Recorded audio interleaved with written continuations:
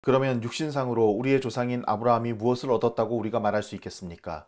아브라함이 행위로 의롭게 되었더라면 그에게는 자랑할 것이 있었을 것입니다. 그러나 하나님 앞에서는 자랑할 것이 없습니다. 성경이 무엇이라고 말합니까? 아브라함이 하나님을 믿으니 하나님께서 그를 의롭다고 여기셨다 하였습니다. 일을 하는 사람에게는 품삯을 은혜로 주는 것으로 치지 않고 당연한 보수로 주는 것으로 생각합니다. 그러나 경건하지 못한 사람을 의롭다고 하시는 분을 믿는 사람은 비록 아무 공로가 없어도 그의 믿음이 의롭다고 인정을 받습니다. 그래서 행한 것이 없어도 하나님께서 의롭다고 여겨주시는 사람이 받을 복을 다윗도 다음과 같이 말하였습니다. 하나님께서 잘못을 용서해 주시고 죄를 덮어주신 사람은 복이 있다. 주님께서 죄 없다고 인정해 주실 사람은 복이 있다. 그러면 이러한 복은 할례를 받은 사람에게만 내리는 것입니까? 그렇지 않으면 할례를 받지 않은 사람에게도 내리는 것입니까? 우리는 앞에서 말하기를 하나님께서 아브라함의 믿음을 의로 여기셨다 하였습니다. 그러면 어떻게 아브라함이 그러한 인정을 받았습니까? 그가 할례를 받은 후에 그렇게 되었습니까? 그렇지 않으면 할례를 받기 전에 그렇게 되었습니까? 그것은 할례를 받은 후에 된 일이 아니라 할례를 받기 전에 된 일입니다. 아브라함이 할례라는 표를 받았는데 그것은 그가 할례를 받지 않은 상태에서 이미 얻은 믿음의 의를 확증하는 것이었습니다. 그래서 그는 할례를 받지 않고도 믿는 모든 사람의 조상이 되었으니 이것은 할례를 받지 않은 사람들도 의롭다는 인정을 받게 하려는 것이었습니다. 또 그는 할례를 받은 사람의 조상이 되기도 하였습니다. 다시 말하면 할례만을 받은 것이 아니라 또한 우리 조상 아브라함이 할례를 받지 않은 상태에서 걸어간 믿음의 발자취를 따라가는 사람들의 조상이 되었습니다. 아브라함이나 그 자손에게 주신 하나님의 약속, 곧 그들이 세상을 물려받을 상속자가 되리라는 것은 율법으로 말미암은 것이 아니라 믿음의 의로 말미암은 것입니다. 율법을 의지하는 사람들이 상속자가 된다면 믿음은 무의미한 것이 되고 약속은 헛된 것이 됩니다. 율법은 진노를 불러옵니다. 율법이 없는 곳에는 범법도 없습니다. 이런 까닭에 이 약속은 믿음에 근거한 것입니다. 그것은 하나님께서 아브라함에게 이 약속을 은혜로 주셔서 이것을 그의 모든 후손에게도 곧 율법으로 사는 사람들에게만이 아니라 아브라함이 지닌 믿음으로 사는 사람들에게도 보장하시려는 것입니다. 아브라함은 우리 모두의 조상입니다. 이것은 성경에 기록된 대로 내가 너를 많은 민족의 조상으로 세웠다 함과 같습니다. 이 약속은 그가 믿은 하나님, 다시 말하면 죽은 사람들을 살리시며 없는 것들을 불러내어 있는 것이 되게 하시는 하나님께서 보장하신 것입니다. 아브라함은 희망이 사라진 때에도 바라면서 믿었으므로 너희 자손이 이와 같이 많아질 것이다 하신 말씀대로 많은 민족의 조상이 되었습니다. 그는 나이가 100세가 되어서 자기 몸이 이미 죽은 것이나 다름없고 또한 사라의 태도 죽은 것이나 다름없는 줄을 알면서도 그는 믿음이 약해지지 않았습니다. 그는 하나님의 약속을 믿고 의심하지 않았습니다. 오히려 그는 믿음이 굳세어져서 하나님께 영광을 돌렸습니다. 그는 하나님께서 스스로 약속하신 바를 능히 이루실 것이라고 확신하였습니다. 그래서 하나님께서는 이것을 보시고 그를 의롭다고 여겨주셨습니다. 그가 의롭다는 인정을 받았다 하는 말은 아브라함만을 위하여 기록된 것이 아니라 하나님께서 의롭다고 여겨주실 우리, 곧 우리 주 예수를 죽은 사람들 가운데서 살리신 분을 믿는 우리까지도 위한 것입니다. 예수는 우리의 범죄 때문에 죽임을 당하셨고 우리를 의롭게 하시려고 살아나셨습니다. 그러므로 우리는 믿음으로 의롭다 하심을 받았으므로 우리 주 예수 그리스도로 말미암아 하나님과 더불어 평화를 누리고 있습니다. 우리는 또한 그리스도로 말미암아 지금 서 있는 이 은혜의 자리에 믿음으로 나아오게 되었으며 하나님의 영광에 이르게 될 소망을 품고 자랑을 합니다. 그뿐만 아니라 우리는 환난을 자랑합니다. 우리가 알기로 환난은 인내력을 낳고 인내력은 단련된 인격을 낳고 단련된 인격은 희망을 낳는 줄을 알고 있기 때문입니다. 이 희망은 우리를 실망시키지 않습니다. 하나님께서 우리에게 주신 성령을 통하여 그의 사랑을 우리 마음속에 부어주셨기 때문입니다.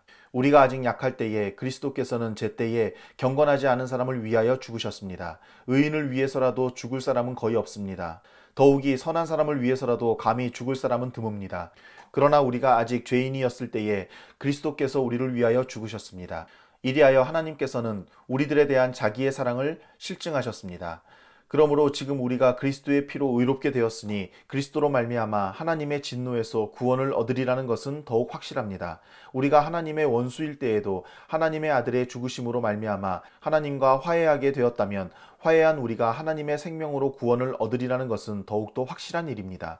그뿐만 아니라 우리는 또한 우리 주 예수 그리스도로 말미암아 하나님을 자랑합니다. 우리는 지금 그로 말미암아 하나님과 화해를 하게 된 것입니다. 그러므로 한 사람으로 말미암아 죄가 세상에 들어왔고 또 그 죄로 말미암아 죽음이 들어온 것과 같이 모든 사람이 죄를 지었기 때문에 죽음이 모든 사람에게 이르게 되었습니다.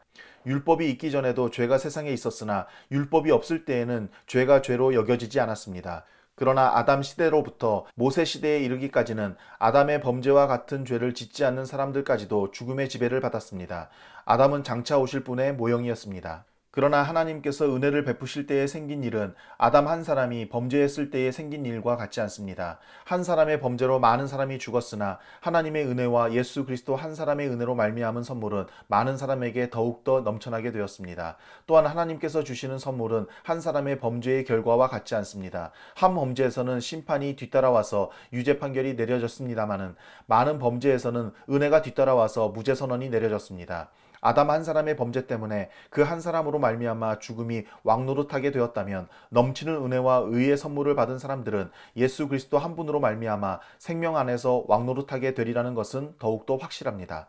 그러니 한 사람의 범죄 행위 때문에 모든 사람이 유죄 판결을 받았는데 이제는 한 사람의 의로운 행위 때문에 모든 사람이 의롭다는 인정을 받아서 생명을 얻게 되었습니다. 한 사람이 순종하지 않음으로 말미암아 많은 사람이 죄인으로 판정을 받았는데 이제는 한 사람이 순종함으로 말미암아 많은 사람이 의인으로 판정을 받을 것입니다. 율법은 범죄를 증가시키려고 끼어 들어온 것입니다. 그러나 죄가 많은 곳에 은혜가 더욱 넘치게 되었습니다. 그것은 죄가 죽음으로 사람을 지배한 것과 같이 은혜가 의를 통하여 사람을 지배하여 우리 주 예수 그리스도로 말미암아 얻은 영원한 생명에 이르게 하려는 것입니다.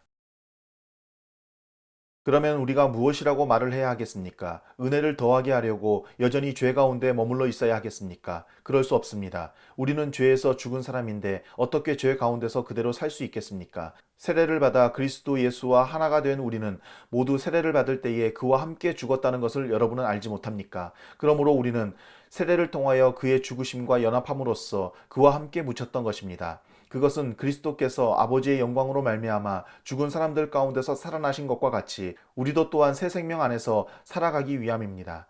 우리가 그의 죽으심과 같은 죽음을 죽어서 그와 연합하는 사람이 되었으면 우리는 부활에 있어서도 또한 그와 연합하는 사람이 될 것입니다.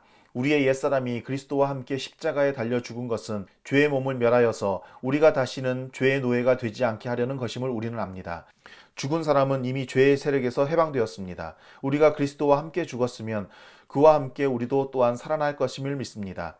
우리가 알기로 그리스도께서는 죽은 사람들 가운데서 살아나셔서 다시는 죽지 않으시며 다시는 죽음이 그를 지배하지 못합니다. 그리스도께서 죽으신 죽음은 죄에 대하여 단번에 죽으신 것이요 그분이 사시는 삶은 하나님을 위하여 사시는 것입니다. 이와 같이 여러분도 죄에 대해서는 죽은 사람이요 하나님을 위해서는 그리스도 예수 안에서 살고 있는 사람이라는 것을 알아야 합니다. 그러므로 여러분은 죄가 여러분의 죽을 몸을 지배하지 못하게 해서 여러분이 몸의 정욕에 굴복하는 일이 없도록 하십시오. 그러므로 여러분은 여러분의 지체를 죄에 내맡겨서 불의의 연장이 되게 하지 마십시오. 오히려 여러분은 죽은 사람들 가운데서 살아난 사람답게 여러분을 하나님께 바치고 여러분의 지체를 의의 연장으로 하나님께 바치십시오. 여러분은 율법 아래 있지 않고 은혜 아래 있으므로 죄가 여러분을 다스릴 수 없을 것입니다. 그러면 어떻게 해야 하겠습니까? 우리가 율법 아래 있지 않고 은혜 아래에 있다고 해서 마음 놓고 죄를 짓자는 말입니까? 그럴 수 없습니다. 여러분이 아무에게나 자기를 종으로 내맡겨서 복종하게 하면 여러분은 여러분이 복종하는 그 사람의 종이 되는 것임을 알지 못합니까? 여러분은 죄의 종이 되어 죽음에 이르거나 아니면 순종의 종이 되어 의에 이르거나 하는 것입니다. 그러나 하나님께 감사하는 것은 여러분이 전에는 죄의 종이었으나 이제 여러분은 전에 받은 교훈의 본에 마음으로부터 순종함으로써 죄에서 해방을 받아서 의의 종이 된 것입니다. 여러분의 이해력이 미약함으로 내가 사람의 방식으로 말하겠습니다. 여러분이 전에는 자기 지체를 더러움과 불법의 종으로 내맡겨서 불법에 빠져 있었지만 이제는 여러분의 지체를 의의 종으로 바쳐서 거룩함에 이르도록 하십시오. 여러분이 죄의 종일 때에는 의에 얽매이지 않았습니다. 여러분은 그때 무슨 열매를 거두었습니까? 이제 와서 여러분이 그러한 생활을 부끄러워하지만은 그러한 생활의 마지막은 죽음입니다. 이제 여러분은 죄에서 해방을 받고 하나님의 종이 되어서 거룩함에 이르는 삶의 열매를 맺고 있습니다. 그 마지막은 영원한 생명입니다. 죄의 삭은 죽음이요 하나님의 선물은 우리 주 예수 그리스도 안에서 누리는 영원한 생명입니다.